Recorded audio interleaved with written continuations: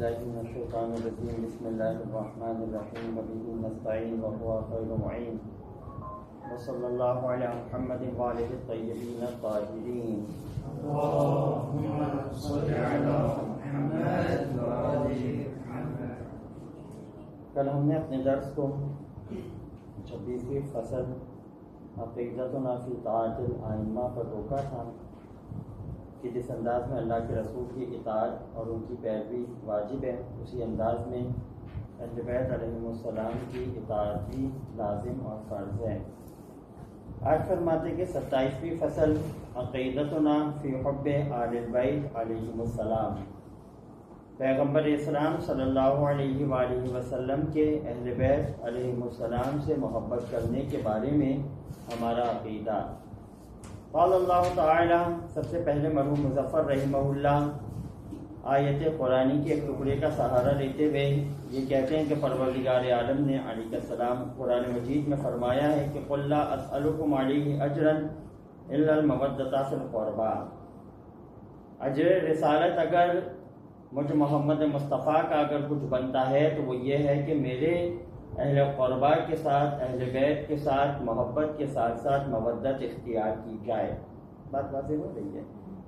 نعتقد انه زیادۃ علی وجوب التمسک بآل البیت یجب علی کل مسلم ان یدین بحبهم ومودتهم۔ فرماتے ہیں کہ ہمارا یہ اعتقاد ہے کہ جس طریقے سے ایک مسلمان اہل بیت علیہ السلام سے تمسک رکھتا ہے، اسی انداز میں ہر مسلمان کے لیے واجب ہے کہ ان کی محبت اور ان کی مودت کو دین کا درجہ دے۔ لأنه تعالى في هذه الآية المذكورة حصر المسؤول عليه الناس في المودة في القربى، کیوں؟ کیونکہ پروردگار عالم نے بھی محصور کر دیا ہے اجر رسالت میں۔ نہ تو اللہ رب العزت نے علیہ السلام اس آیت کو نازل کیا کہ زیادہ سے زیادہ عبادت کرو یا نمازوں کو انجام دو یا ماہ مبارک کے روزوں کو اور زیادہ خلوص کے ساتھ رکھو، بلکہ اگر معاملہ پلٹایا ہے تو وہ اہل بیت علیہ السلام کی مودت کی جانب پلٹایا ہے۔ یہ اجر رسالت کی قیمت ہے۔ وقد تواتر عن النبی صلی اللہ علیہ وآلہ ان حبهم علامۃ الایمان وان بغضهم علامۃ النفاق، کہتے کہ پیغمبر اسلام صلی اللہ علیہ وآلہ وسلم کی ذات اقدس سے تواتر کی حد تک یہ بات ثابت ہے کہ ان کی جو محبت ہے وہ عین ایمان ہے، اور اگر ان سے کوئی نعوذ باللہ من ذلک بغض اور کینہ رکھے گا تو وہ عین نفاق ہے، منافقت کی اعلیٰ منزل پر گویا کہ وہ پہنچ چکا ہوگا پیغمبر اسلام کی نظر میں۔ وَأَنَّ مَنْ أَحَبَّهُمْ أَحَبَّ اللَّهُ وَرَسُولَهُ وَمَنْ أَبْغَضَهُمْ أَبْغَضَ اللَّهُ وَرَسُولَهُ، جو ان سے محبت کرے گا اس نے پیغمبر اسلام سے اور اللہ رب العزت سے محبت کی، اور جو ان سے بغض رکھے گا اس نے پیغمبر اسلام اور اللہ رب العزت سے بغض اور کینے کا اظہار کیا۔ بل حبهم فرض من ضروریات الدین الاسلامی التي لا تقبل الجدل والشک، فرماتے کہ ان کی محبت تو اتنی واضح، روشن اور بدیہی ہے کہ اس میں مناظرہ اور شک کرنے کی بھی ضرورت نہیں ہے۔ مناظرہ اس وقت انسان کرتا ہے کہ جب خصم کو اپنے مبانی کا اسے پابند کرنا ہو، جبکہ یہاں پر تو کہتے ہیں کہ مسلمانوں کے تمام فرقے اس اعتبار سے متحد اور متفق ہے کہ اہل بیت علیہ السلام کی جو محبت ہے اور مودت ہے وہ تمام مسلمانوں کے لیے واجب ہے۔ بات واضح ہو رہی ہے؟ اور اس اعتبار سے فقہائے اسلامیہ نے بھی اپنے اپنے زمانے میں اس بات کا اعتراف کیا ہے، خصوصیت کے ساتھ امام محمد ابن ادریس شافعی بھی یہ کہا کرتے تھے کہ اگر آپ کی محبت نہ ہو اور آپ کے اوپر درود و سلام نہ ہو تو پروردگار عالم ایسی نماز کو قبول ہی نہیں کرتا۔ واضح ہو رہی ہے بات؟ وقد اتفق علیہ جمیع المسلمین علی اختلاف نحوهم وآرائهم، اگرچہ کہ مسلمانوں کے مذاہب مختلف ہیں، مسالک میں اختلاف پایا جاتا ہے ان کے نظریات کے اعتبار سے، ان کے عقائد کے اعتبار سے، لیکن اس مسئلے میں تو تمام کے تمام مسلمان متفق نظر آتے ہیں کہ اہل بیت علیہ السلام کی محبت واجب ہے۔ عدا فئۃ قلیلۃ اعتبروا من اعداء آل محمد فنبذوا باسم النواصب ای من نصب العداوۃ لآل بیت محمد صلی اللہ علیہ وآلہ وسلم، سوائے کہتے ہیں کہ بہت کم جو ہے نا وہ جماعت کے کہ جنہوں نے اپنے مذہب اور اپنے مسلک کی بنیاد ہی نعوذ باللہ من ذالک اہل بیت علیہ السلام سے دشمنی کو قرار دیا ہے، کہ جنہیں ہم ناصبی کے نام سے یاد کرتے ہیں یا انہیں ناصبی کا لقب دیتے ہیں، کیونکہ ان کے دین کی بنیاد یہ ہے کہ جب تک نعوذ باللہ من ذالک علی مرتضیٰ سے بغض و کینہ نہیں رکھا جائے گا ان کا دین جو ہے نا وہ تمام نہیں ہوگا۔ اس کے علاوہ آپ دیکھ لیں کہ مسلمانوں میں جتنے فرقے ہیں، چاہے بر صغیر کی حد تک ہو یا چاہے پوری دنیا میں ہو، واضح ہو رہی ہے بات، وہ تمام کے تمام اس اعتبار سے متحد اور متفق نظر آتے ہیں کہ پیغمبر اسلام صلی اللہ علیہ وآلہ وسلم کے اہل بیت کی جو محبت ہے وہ تمام مسلمانوں کے اوپر واجب ہے۔ وَبِهَذَا يَعُدُّونَ مِنَ الْمُنْكِرِينَ لِلضَّرُورَةِ الْإِسْلَامِيَّةِ ثَابِتَةٍ بِالْقَطْعِ وَالْمُنْكَرِ لِلضَّرُورَةِ الْإِسْلَامِيَّةِ، کہتے ہیں کہ اسی وجہ سے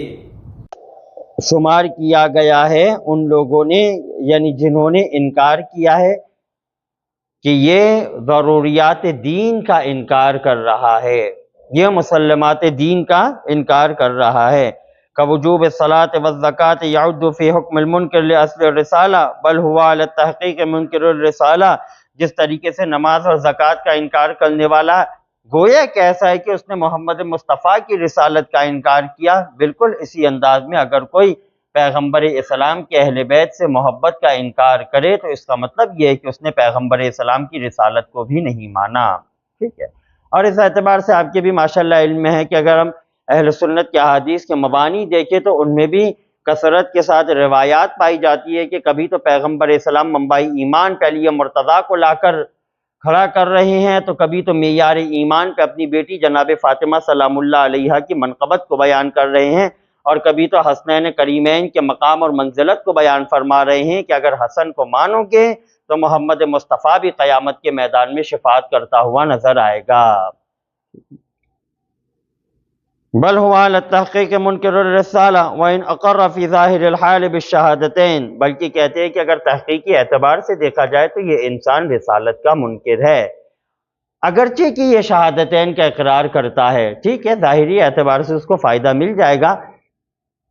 لیکن میدان محشر میں اسے کوئی فائدہ نہیں ملے گا جب تک اہل بیت علیہم السلام کی محبت اور ولایت کا عقیدہ اس کے دل میں نہیں ہوگا۔ وَلِأَجْلِ هَذَا كَانَ بُغْضُ آلِ محمد من علامات النفاق وحبهم من علامات الایمان، فرماتے کہ اسی وجہ سے اہل بیت علیہم السلام کے بغض کو منافقت کی علامات میں سے ایک علامت شمار کیا گیا ہے۔ پیغمبر اسلام کی تواتر کے ساتھ احادیث موجود ہیں، اور اسی طریقے سے ان کی محبت کو ایمان کی علامت قرار دیا گیا ہے۔ وَلِأَجْلِهِ أَيْضًا كَانَ بُغْضُهُمْ بُغْضًا لِلَّهِ وَلِرَسُولِهِ، یہی وجہ ہے کہ اگر کوئی ان سے بغض رکھے گا تو اس کا مطلب یہ ہے کہ اس نے پروردگار عالم اور محمد مصطفیٰ کی دشمنی کو مول لے لیا، یعنی وہ پیغمبر اسلام اور اللہ رب العزت کا دشمن ہے۔ وَلَا شَكَّ أَنَّهُ تَعَالَى لَمْ يَفْرُضْ حُبَّهُمْ وَمَوَدَّتَهُمْ إِلَّا لِأَنَّهُمْ أَهْلٌ لِلْحُبِّ وَالْوِلَاءِ، فرماتے کہ اس میں کوئی شک نہیں کہ جب پروردگار عالم نے ان کی محبت کو تمام انسانوں کے اوپر واجب قرار دیا ہے تو پھر حکمت وہی ہے کہ یہ اللہ کے سب سے زیادہ نزدیک ہے، کیونکہ اگر ان کے علاوہ کوئی اور پروردگار عالم کے نزدیک ہوتا تو پروردگار ان کی محبت کو واجب قرار دیتا نہ کہ ان کی محبت کو۔ جس طریقے سے جناب سلیمان ابن داؤد علیہ السلام کے زمانے میں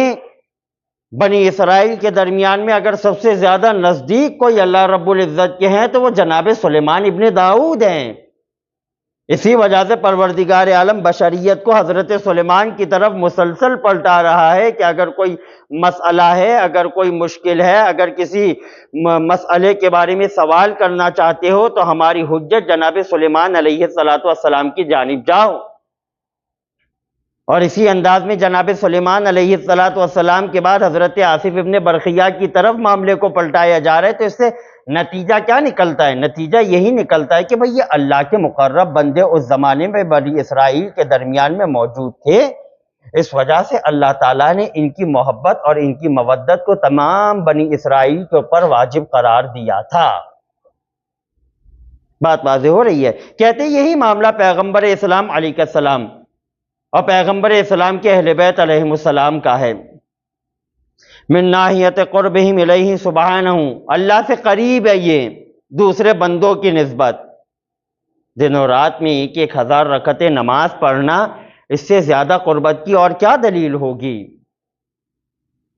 ومنزلتہم عندہ، ان کی جو منزلت ہے اللہ کے نزدیک ثابت ہے، وطہارتہم من الشرک والمعاصی، شرک سے، بت پرستی سے، گناہوں سے پاک و پاکیزہ ہیں۔ یعنی باقاعدہ مولائے متقیان کے بارے میں اہل سنت کے علماء یہ گواہی دیتے ہوئے نظر آتے ہیں کہ فرزند ابو طالب کے کمال کو ہم کیا ذکر کریں کہ ایام جاہلیت میں بھی کبھی بتوں کے آگے سجدہ نہیں کیا۔ بات واضح ہو رہی ہے۔ اور اسی کے ساتھ ساتھ مولائے متقیان کے بعد جو جناب امیر علیہ السلام کی وہ ذریت ہے کہ جو منصب امامت پر فائز ہے، ان میں بھی یہ کمال نظر آتا ہے، ہر قسم کے گناہ سے دور ہیں۔ وَمِن كُلِّ مَا يَبْعَدُ عَنْ دَارِ كَرَامَتِهِ وَسَاحَةِ رِضَائِهِ، اور کہتے ہیں کہ ہر وہ چیز کہ جو انسان کو پروردگار عالم سے، جنت سے دور کر دے، اس سے دور ہے، اور اس کی رضا سے، اس کی مرضی سے ملے ہوئے ہیں۔ وَلَا يُمْكِنُ أَن نَّتَصَوَّرَ أَنَّهُ تَعَالَى يَفْرُضُ حُبَّ مَن يَرْتَكِبُ الْمَعَاصِي أَوْ لَا يُطِيعُهُ حَقَّ طاعته، کیونکہ یہ بات پروردگار عالم کے بارے میں ہم امکان کا تصور بھی نہیں لا سکتے کہ وہ کسی ایسے بندے سے محبت یا مودت کرنے کے بارے میں کہہ دے کہ جو نعوذ باللہ من ذالک گناہوں میں مصروف رہتا ہو، اجلکم اللہ۔ بات واضح ہو رہی ہے۔ قابیل دنیا کا بہت بڑا گنہگار انسان ہے، لیکن جب ذریت آدم نے پھیلنا شروع کیا تو ہمیں کہیں پر بھی تاریخ میں یہ نہیں ملتا کہ حضرت آدم علیہ السلام نے محبت کے معیار میں قابیل کو لا کر کھڑا کیا ہو کہ مجھ آدم کی محبت اس وقت تک تمام نہیں ہوگی پروردگار عالم کے حکم سے جب تک میرے ماں باپ قابیل کو نہیں مانو گے۔ نہیں، ایسا نہیں ہو سکتا۔ گنہگار ہے،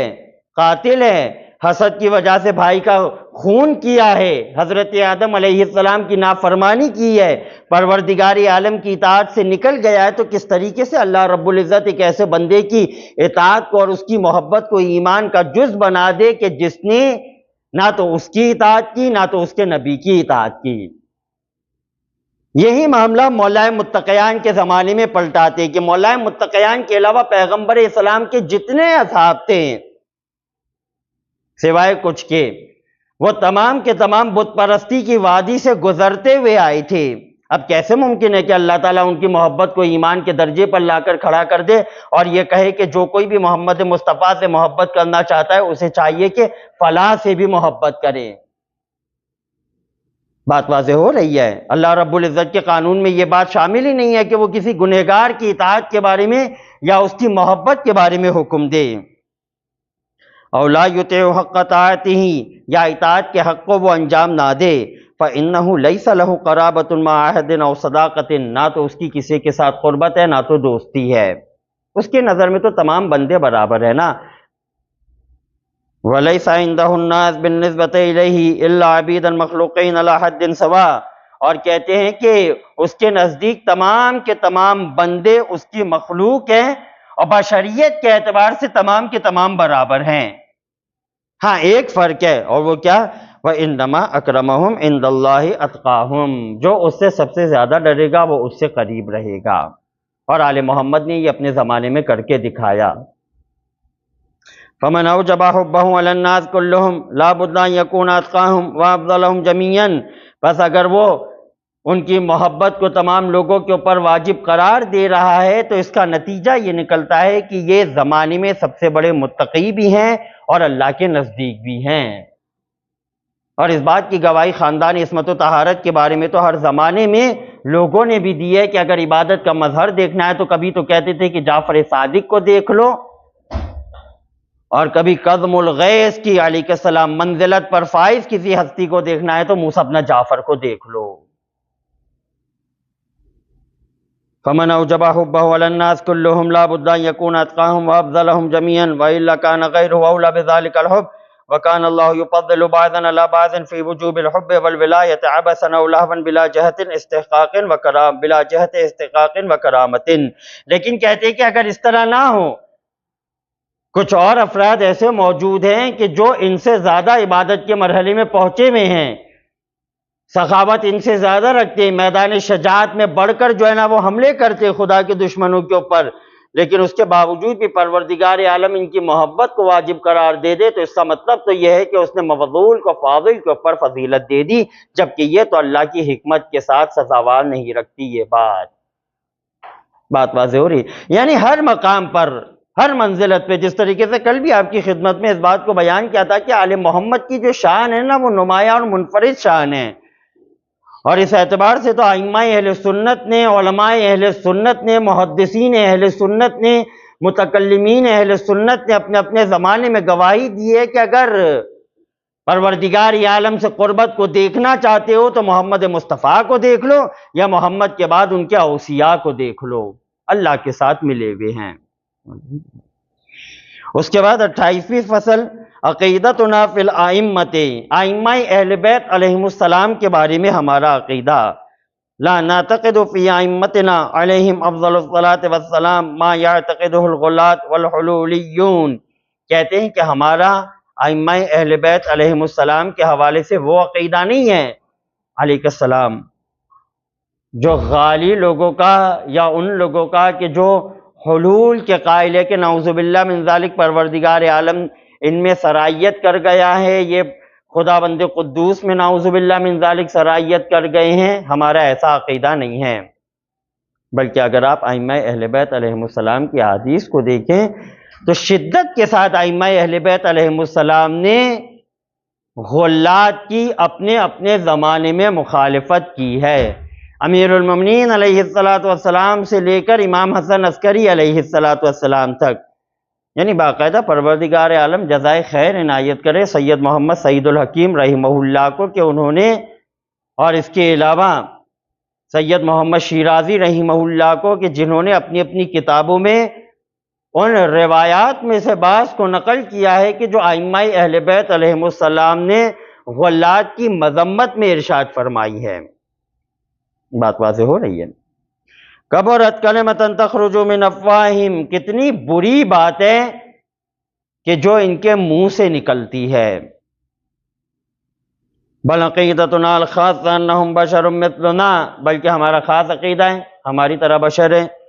لہم ما لنا، جو ہمارے لیے ثابت وہ ان کے لیے ثابت، وعلیہم ما علینا، جو ہمارے خلاف وہ ان کے خلاف، یعنی کیا مطلب، جس سے ہمیں روکا گیا ہے، جو چیز ہمیں نقصان پہنچائے گی وہ ان کو بھی نقصان پہنچائے گی۔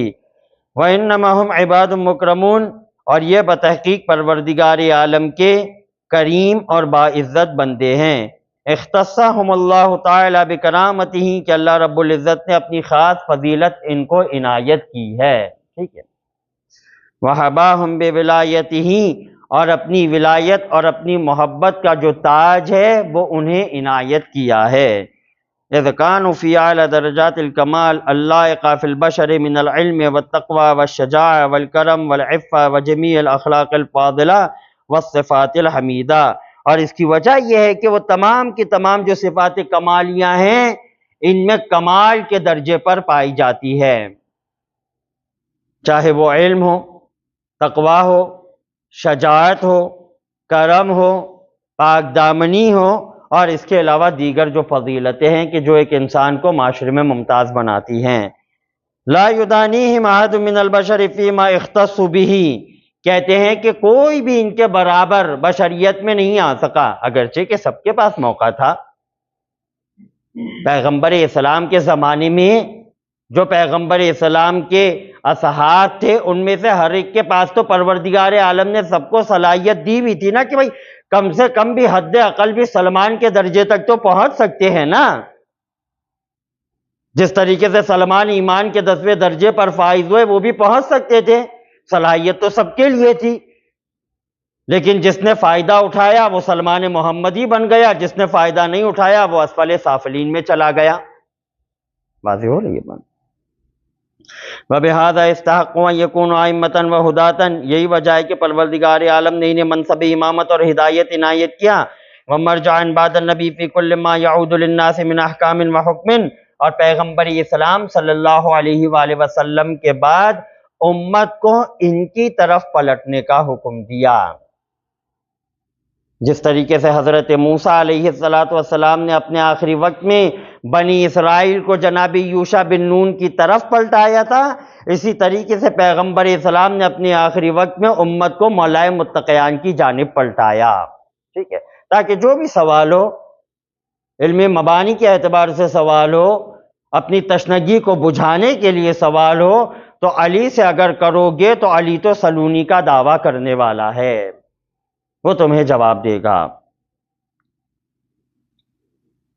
وما يرجع للدین من بیان و تشریح وما یختص بالقرآن من تفسیر و تعویل،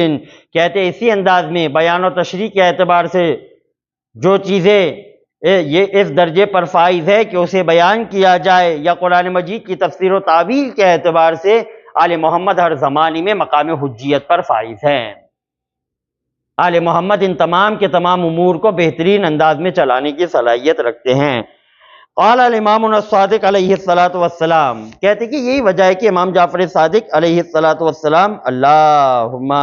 صلی علی محمد و آل محمد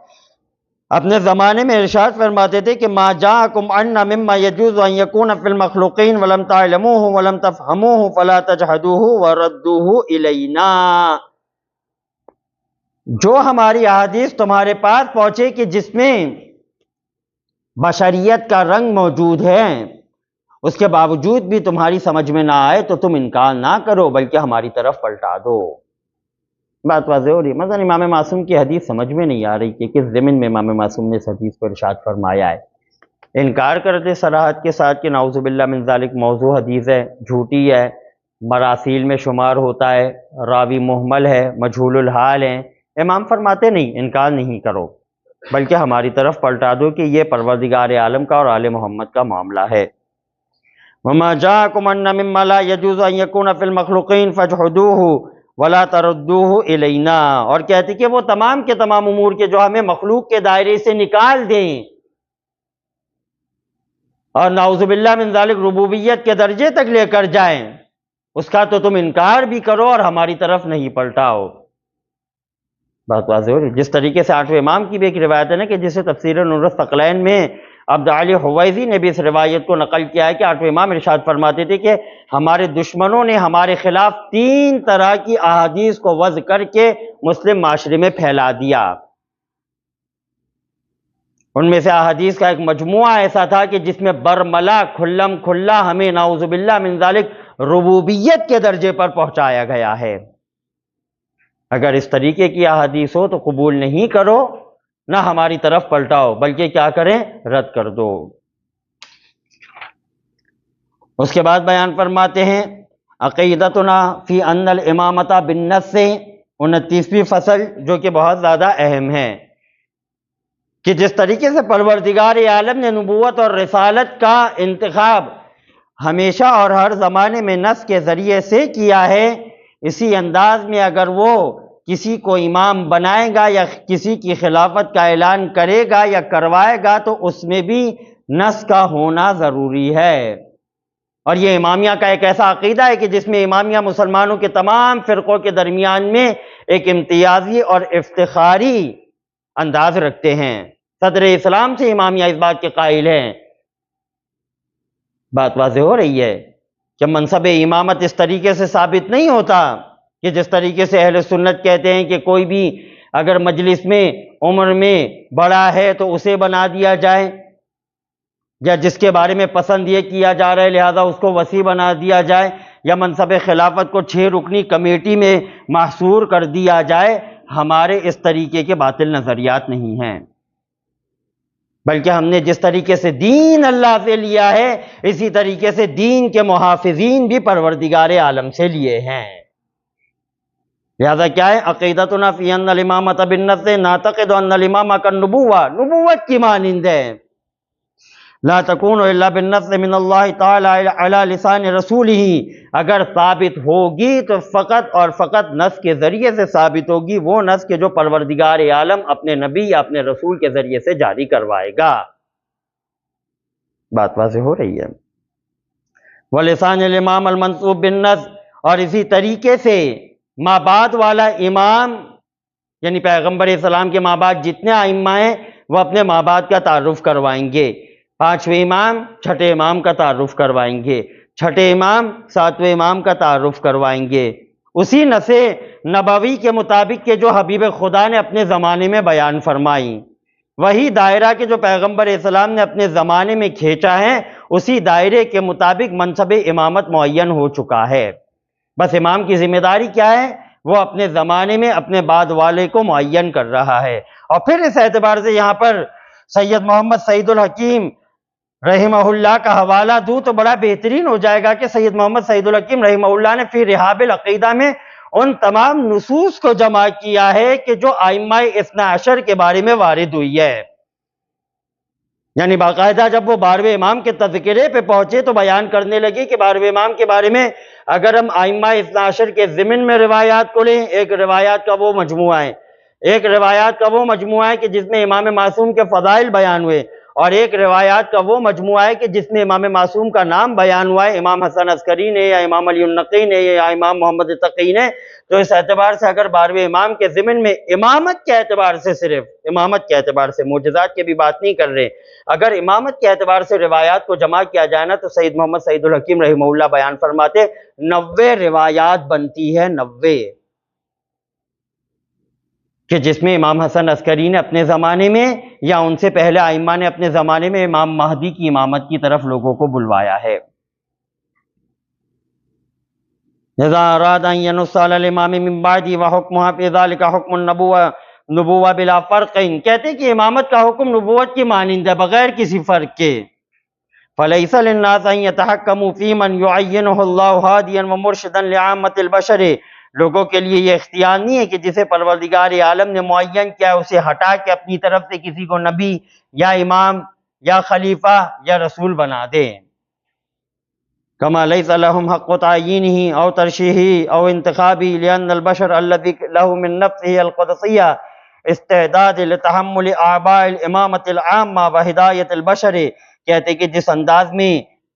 لوگوں کے لیے یہ حق موجود نہیں ہے کہ جسے پروردگار عالم نے معین کیا ہے اس کے مقابلے میں اپنا بنائے، یا انتخاب کے ذریعے سے یا شورا کے ذریعے سے انتخاب کر لیں اور اس کے بعد لوگوں کے درمیان میں لا کے اسے پیش کریں کہ یہ ہماری طرف سے امام یا خلیفہ ہے، تو اس طریقے سے امامت اور خلافت ثابت نہیں ہوتی، کیونکہ کہتے کہ لأن الشخص الذي له من نفسه القدسية استعدادا لتحمل آباء الامامة العامة وهداية البشر، کیونکہ جس کو پروردگار عالم نے امام بنایا ہے نا تو وہ بشریت کی ہدایت کے تمام تقاضوں کو مکمل کرتا ہوا نظر آئے گا۔ بات واضح ہو رہی ہے، اور یہی وجہ ہے کہ اگر آپ ائمہ اثنا عشر میں دیکھیں گے نا تو یہ ایک امتیاز اور ایک کمال نظر آئے گا کہ جو بھی سائل ہمارے ائمہ میں سے کسی امام کے پاس آتا تھا نا، ہمارے امام اس کے ذہن کو دیکھتے ہوئے جواب دیتے تھے۔ یہ پروردگار عالم کی جانب سے صلاحیت اور کمال نہیں ہے تو اور کیا ہے؟ واضح ہوئی بات۔ قاطبتاً یجب اللہ یعرف الا بتعریف اللہ ولا یعین الا بتعیینہ، تمام کے تمام بشریت کی ہدایت کے تقاضوں کو پورا کرے گا کہ جسے پروردگار عالم پہچانوائے گا اسے ہی پہچانا جائے گا، اور جسے منوائے گا اسے ہی مانا جائے گا۔ ونعتقد ان النبی صلی اللہ علیہ وآلہ نص علی خلیفتہ والامام فی البریہ من بعدہ، اور پھر ہمارا عقیدہ یہ کہ پیغمبر اسلام نے اپنے زمانے میں نص قائم کر دی تھی اپنے ماں باپ امام اور خلیفہ کے بارے میں۔ فعین ابن عمہ علی ابن ابی طالب امیرا للمؤمنین وامینا للوحی واماما للخلق فی عدت مواطن، اور کہتے کہ انہوں نے اپنے چچا کے بیٹے امیر المومنین امام علی علیہ السلام کو کہ جو پروردگار عالم کی وحی کے امین تھے اور مخلوقات پروردگار پر امام کی حیثیت سے جانے اور پہچانے جاتے تھے، مختلف موقعوں پر مولا کائنات کی امامت اور خلافت کو بیان فرما دیا۔ واضح ہو رہی ہے بات؟ یعنی اگر آپ امیر المومنین علیہ السلام کے بارے میں وہ روایات کی جس میں پیغمبر اسلام نے ان کی خلافت بلا فصل کے بارے میں گفتگو فرمائی ہے نا، اگر آپ اہل سنت کے مبانی کو دیکھنا شروع کریں اور صرف آپ انہی روایات کو نکالیں کہ جس میں خلافت بلا فصل کے حوالے سے بات ہوئی ہے، تو 1000 سے زیادہ روایات ایسی ہے کہ جس میں پیغمبر اسلام نے اپنے ماں باپ اگر کسی کو معین کیا ہے تو وہ تو فرزند ابو طالب ہے. ایک چیز یہ، اور دوسری چیز یہ کہ اس زمانے میں جتنے الفاظ خلافت پر دلالت کرتے تھے نا، وہ تمام کے تمام پیغمبر اسلام نے علی مرتضیٰ کے لیے استعمال کر دیے. میرے بعد امام علی، ولی علی، مسلمانوں کے امیر علی، مسلمانوں کے درمیان میں خلیفہ علی، میرے وزیر علی، میرے وصی علی. اور یہ تمام کے تمام الفاظ اہل سنت کی کتابوں میں موجود ہے روایات کے انداز میں. ریاض النظرہ محب طبری، ذخائر الاقوا اسی انداز میں محب طبری کی، طبرانی کی معجم الکبیر، الفاظ آپ کو مل جائیں گے پیغمبر اسلام نے کس انداز میں مولا متقیان کی خلافت بلا فصل کے بارے میں گفتگو فرمائی ہے. واضح ہو رہی ہے بات. وَأَخَذَ الْبَيْعَ لَهُ بِإِمْرَةِ الْمُؤْمِنِينَ يَوْمَ الْغَدِيرِ فَقَالَ أَلَا مَنْ كُنْتَ مَوْلَاهُ فَهَذَا عَلِيٌّ مَوْلَاهُ اللَّهُمَّ وَالِ مَنْ وَالَاهُ وَعَادِ مَنْ عَادَاهُ وَانْصُرْ مَنْ نَصَرَهُ وَاخْذُلْ مَنْ خَذَلَهُ وَأَدْرِ الْحَقَّ مَعَهُ كَيْفَمَا دَارَ. اور پھر کہتے کہ غدیر خم کے مقام پہ جس طریقے سے مولائے کائنات کی حاکمیت کا اور مولائیت کا اعلان فرمایا، اسی انداز میں تمام مسلمانوں کو جناب امیر علیہ السلام کی جانب بھی پلٹایا کہ اگر ایمان کو مکمل کرنا چاہتے ہو تو میرے بھائی اور میرے ماں باپ خلیفہ کے ہاتھ پر بیعت کرو. واضح ہو رہی ہے بات. علامہ طبرسی ہمارے بہت بڑے عالم دین، بیعت کے اعتبار سے روایات کو نقل کیا ہے، باقاعدہ بیعت کروائی ہے پیغمبر اسلام نے.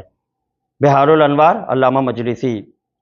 ومن اول مواطن النص على امامتی قوله حينما دعا اقرباه ادنین وعشیرته الاقربین فقال هذا اخی ووصی وخلیفتی من بعدی فاسمعوا له واطیعوا وهو يومئذ صبی لم يبلغ الحلم. کہتے ہیں کہ مختلف مواقع پر پیغمبر اسلام نے مولا کائنات کی جانشینی کا اعلان فرمایا. ان میں جو سب سے پہلا موقع ہے کہ جس میں اپنے سب سے قریبی رشتہ داروں کو جمع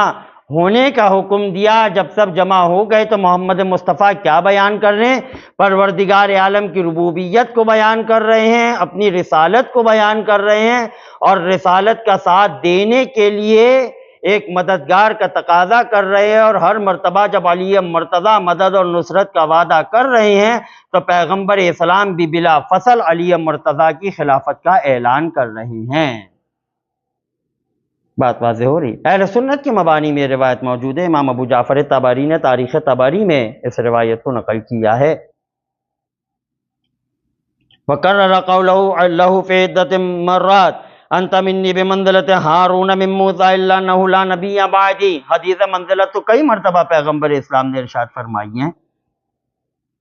اس میں تو باقاعدہ جناب امیر علیہ السلام کی خلافت بلا فصل بیان ہوئی ہے. واضح ہو رہی بات. الى غیر ذلك من روایات وآیات کریمہ دل علی ثبوت الولایہ العامہ لہ کآیت انما ولیکم اللہ ورسولہ والذین آمنوا الذین یقیمون الصلاة ویؤتون الزکاة وهم راکعون. اور کہتے کہ اس کے علاوہ دیگر آیات اور روایات کہ جو جناب امیر علیہ السلام کی خلافت بلا فصل کو معین کر رہی ہے، جس طریقے سے آیہ ولایت. واضح ہو رہی بات. علی راہ خدا میں انگشتری دے رہے ہیں، پروردگار عالم علی کی خلافت بلا فصل کا اعلان کر رہا ہے. وقد نزلت فیہ عندما تصدق بالخاتم وهو راکع، حالت رکوع میں ہیں، انگوٹھی دے رہے ہیں. پروردگار عالم آیت کو نازل کر رہا ہے. ولا يساعد وضع هذه الرسالة على استقصاء كل ما ورد في امامتی من الآیات والروایات ولا بیان وجہ دلالتها. اس کے بعد تو مرحوم مظفر رحمہ اللہ ایک بات کہتے ہیں کہ ابھی فی الوقت ہر ایک روایت اور آیت کو بیان کرنے کا مرحلہ نہیں ہے کہ جس کی بنیاد پر ہم اپنے امام حجت خدا امیر المومنین علیہ السلام کی امامت اور خلافت بلا فصل کو ثابت کر سکے. البتہ جو بھی تحقیق کرنے کا خواہش مند ہے وہ کتابوں کی طرف رجوع کرے. بات واضح ہو رہی ہے. ثم انه علیہ السلام نص علی امامت الحسن والحسین نص علی امامت ولدہ علی زین العابدین وہکذا اماما بعد امام ینص المتقدم منہم علی المتاخر الی آخرہم وہو آخرہم علی ما سیاتی. اور پھر کہتے کہ مولا کائنات کے بعد اسی انداز میں مولا کائنات نے امت کو امام حسن علیہ السلام کی جانب پلٹایا۔ امام حسن امام حسین کی طرف دعوت دے رہے ہیں، امام حسین امام زین العابدین، اور اس طریقے سے مرحوم مظفر رحمہ اللہ بیان فرماتے ہیں کہ یہ معاملہ جو ہے نا وہ امام مہدی کی ذات تک جاتا ہے۔ مکمل جو 12 کا عدد ہے، رفتار میں، گفتار میں، سیرت میں، کردار میں، نماز میں، ہر جہت سے پیغمبر اسلام کی اس طریقے سے شباہت رکھتے ہیں کہ اگر یہ کہوں تو بیجا نہیں ہوگا بلکہ بجا ہوگا کہ اگر پیغمبر اسلام کو اٹھا کر ان میں سے کسی ایک کو بٹھا دیا جائے تو امت یہ فرق نہ جان سکے کہ محمد مصطفیٰ کلام کر رہے ہیں یا اوصیاء محمد کلام کر رہے ہیں۔ ایک صلوات پڑھے محمد وآل محمد پر۔ محمد وآل محمد۔ لہذا آج درس کو یہاں تک رکھتے ہیں، کل انشاءاللہ 30ویں فصل ائمہ اثنا عشر کے بارے میں اور اسی کے ساتھ ساتھ امام مہدی کے بارے میں ہمارا عقیدہ، اسے انشاءاللہ کل کے درس میں بیان کریں گے۔ وصلی اللہ علی محمد وآلہ الطیبین۔